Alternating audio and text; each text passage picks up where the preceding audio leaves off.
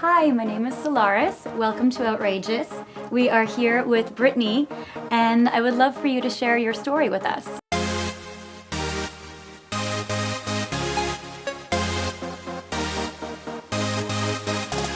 Well, my name is Brittanie Richardson. I identify as a Black, queer, Christian woman. I'm the founder and executive director of an organization called Art and Abolition, which is a nonprofit organization that I run in Kenya that seeks to restore justice to young girls who have survived sexual violence as a result of poverty. Where we work in Kenya, girls sell themselves for two reasons. They are hungry and they can't afford an education, so they feel like selling themselves is their only option in life. I've also gone into the brothels and I've found these girls and I've held them in my arms and I've listened to their stories. And I just can't shake the feeling that this problem is not hopeless. There is hope. There is a solution. We work with these girls in several different ways. We give them an education, we have an economic empowerment program, we have an art therapy program, and I actually am the foster mom for several of the girls as well.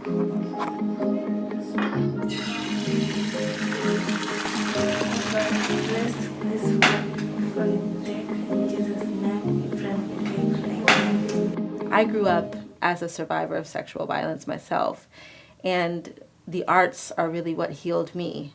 For a long time, I felt really enslaved by the abuse that I'd experienced. I felt I just felt victimized. And then when I was introduced to the arts, something like unlocked inside of me, and I felt like free. I felt free to express myself. I felt free to process through what I'd been through. And so when I got older, I realized I had these two loves. I had a love for the arts, and I knew it had the power to heal. And I also had this passion for freeing girls who were sexually enslaved. And so I put the two together, and that's how Art and Abolition kind of came to be. The Art and Abolition Camp is a 2-week sleepaway arts camp for child survivors of sexual slavery in Kenya. And the arts training isn't just art for art's sake. It's really using the healing modalities of art to bring the girls into a deeper level of freedom. Can you tell us a little bit about your connection to Kenya? You know, people ask me that, and I never thought I'd end up in Kenya. I don't really have a connection to Kenya. Kenya was never on my radar, but about 5 years ago, a little over 5 years ago now, I think, I was at a mission school in Mozambique. And I met this woman who was traveling back and forth to Kenya, and she had heard about child sex tourism on the coast, tourists coming in and using children for sex, for cheap sex on the coast of Kenya. And she was telling me some horrible stories, telling us, she was speaking at a class I was at, telling us some horrible stories I just couldn't believe. And have you ever encountered something that you're like, I can never unhear that, or I can never unsee that. Mm-hmm. That's the experience I had when she was speaking. I couldn't unhear those stories and just continue with my everyday life. So I remember I had $400 in my bank account, and I looked up tickets to Kenya, and they were $300. So I was like, I really hope I love Kenya, because I don't know how I'm going to get home after this. But I had to go see if this was real. And so I got on a plane, and I went to Kenya, and I was taken around to meet girls and hear their stories. Starting hearing stories of girls who just had to be raped for their bare necessities. And we took these girls into a home that we were starting, and they quickly just became my daughters and started calling me mama. And I learned how to be a mama, and those girls, my daughters, are my connection to Kenya. Now I can't ever see myself not being there. What we really need, especially from people, is partnership from right where you are. Anyone, anywhere in the world can help us. It's as simple as sponsoring a girl for school, connecting with a girl, becoming a pen pal. It's the little things that add up to make into the great things, the little pieces that make a beautiful masterpiece. I remember, for example, one particular story of one young girl that really solidified my choice to stay. I'll call her Rose. This little girl, when I met her, she was about 9 years old. And her story, she was basically carried in a suitcase and smuggled into a nightclub. And upstairs, above the nightclub, were these secret little rooms where there was like a brothel, basically. And these men unzipped the suitcase and told her to lie on the bed. She lied on the bed. They handcuffed her to the bed and started funneling beer down her throat, which she described as trungu. She hated the taste. But they kept funneling this beer down her throat to try and make her loosen up. And then there was a line of men outside, and they just let these men come in and do what she said, bad stuff to her, rape her, basically, all night long. And at the end of it, you know, her friends had told her, come to this place, this is the place you can get money, because she really needed money for washing powder. Her clothes were dirty. That's what she was wanting, money for washing powder and for food. But at the end of it, she didn't get any money. They said, you have to be good at it. You have to practice and become good at it before you get any money. And I remember her saying she doesn't want any money. She doesn't want to ever go through that again.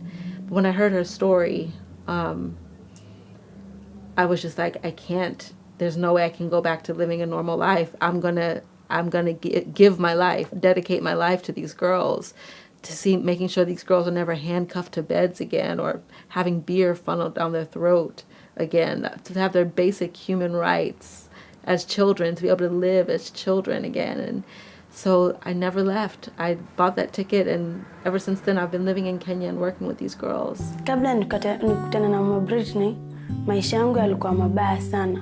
Yalikuwa tu ya kiolela. Hayakuwa mazuri kama venye niko sahi. Tuseme kama hivi, nilikuwa kama ni chokora hivi, sijielewi kwa hata shule ilikuwa siendi. Tu narandaranda kwa mabarabara, kutafuta chakula hivi. What happened to Rose? Now she's one of my daughters. She's a riot. She's in school now. She's flourishing. We just got done doing some really special healing work with her at our most recent camp. She's in drama. Her class just won this drama competition that they were in. She's growing like crazy now. She's confident. She's growing into who she is. And it's just a privilege to watch her just heal and be safe. And she loves being at home. She's so helpful around the house.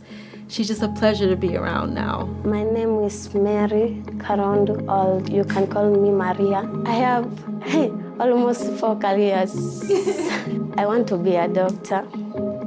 I want to be a salonist. I like doing beauty therapies.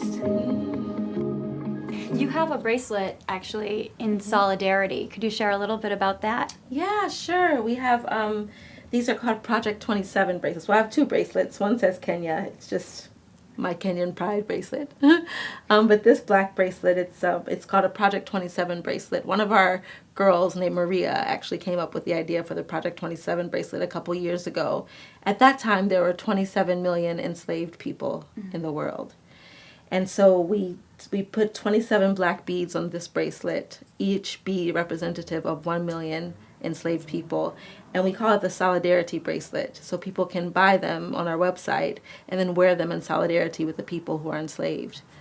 That's beautiful. I love how there's a way that people can get involved and can really show support. Yeah. It seems like what you do connects a lot to your one-woman show. Could you tell us a little bit about that? Yes. I can't believe I have a one-woman show. I remember when I was approached with the opportunity to write it, and I was like, I don't know how to write a one-woman show. And my director and developer, Jessica, she's like, I'll help you. Brittanie! Girl, look at this! You should do this! It says, if you write an essay about a global peacemaker, you could win a trip to South Africa! Girl, you should do this! So we ended up writing this show, and it's been so healing for me. It's been such a great journey for me to write it and to perform it. It's about my journey. It's about my journey of being a survivor and then moving into the work that I do and how my being a survivor informed the work that I do. And it also touches on other things such as my reconciling my faith as a Christian with my queer identity and the struggles that I've had with that over the years, and my faith struggle in general. Learning after you've seen such harsh, horrible things in the world, still trying to believe that there's a God that's good. So that's kind of what my show is about, my personal journey and how I got to do the work that I do. The arts gave me a voice and a way of expressing myself. Art gave me for the first time the freedom to choose, the freedom to say no. Art rescued me, healed me, and liberated me. The arts were where I met the light for the first time. And that light absolutely saved my life. Wow, how do you feel like you've been received in your community? Which community? Exactly. Exactly, because there are multifacets to, to how you identify. So I would say maybe in your religious community. That's a great question. There's been two ways that I've been received, I guess, in the Christian community. I have some people and some churches who completely reject my queer identity and see it as against God and against the Bible, which has been really hard for me because my faith is really important to me, and it hurts me when I feel that I'm rejected, that a big part of who I am is rejected by my faith community. But at the same time, that used to be me. I went through a phase of my life where for 5 years I suppressed my queer identity. I suppressed any attraction I felt toward women in order to please God. Yeah. I was trying to pray my gay away. I even dated a man during that time and tried to marry him, but I just couldn't. It was something that wasn't going away. So I still get kind of rejection from some parts of the Christian community. But I've been really blessed to also encounter some amazing churches and some amazing people who, Christians and non-Christians, people of faith and people who aren't of faith, who have embraced me completely and completely understand that a Christian queer person or a Christian lesbian is not an oxymoron. And I've found safety in those communities, and really just it's healed me. It's healed me to have people that say, yes, I accept you for all of you, and it helps remind me that that's what God says too. So I appreciate it. I really appreciate those communities. Here's the thing. I'm queer. Very queer.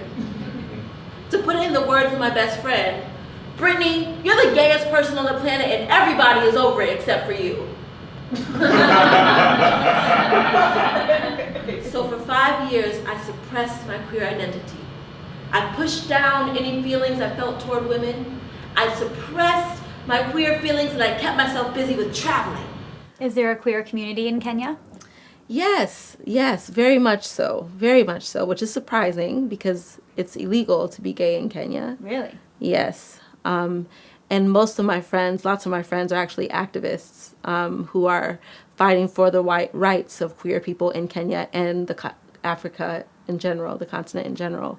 But this community that I've found, this queer community that I've found, I'm very grateful for, because when I moved to Kenya, I was still in this place with my religion where I was suppressing my queerness. Don't you know that Romans 1:26-27 says, because of this, God gave them over to shameful lusts. But when I moved to Kenya, I started having these experiences with the Holy Spirit. I remember one night I was in the bathroom, sitting on the floor in the bathroom of my house because I was going through some really deep depression, and I felt God. I felt like the Holy Spirit. Just this peace came over me. I was like, God, I'm lonely. I'm lonely. This work is hard, and I'm really lonely. And I felt just the Holy Spirit give me peace about, well, then why don't you find someone to share your life with? And I felt the Holy Spirit be like, doesn't matter what gender they are. That's not what I'm concerned with. That's what people are concerned with, but I'm not concerned with that. And it just gave me such peace. And after that, I got connected to an organization there called AFRA, which is Artists for Recognition and Acceptance. And then I got connected to all these other queer organizations and started meeting all these queer people, which I'd never seen a queer person in Kenya. I was like, oh my God. I saw people who were, gender nonconforming and all different kinds of, people, gay men and queer women, and just, I got connected to this community that is so strong, even though it's hidden and lots of people aren't out to their families or can't come out to people who are really close to them. In this space, we could all be fully ourselves. And so lots of people from that community have become great friends of mine, and I've been able to date and be able to experience the whole living as a queer woman in Kenya. That's amazing.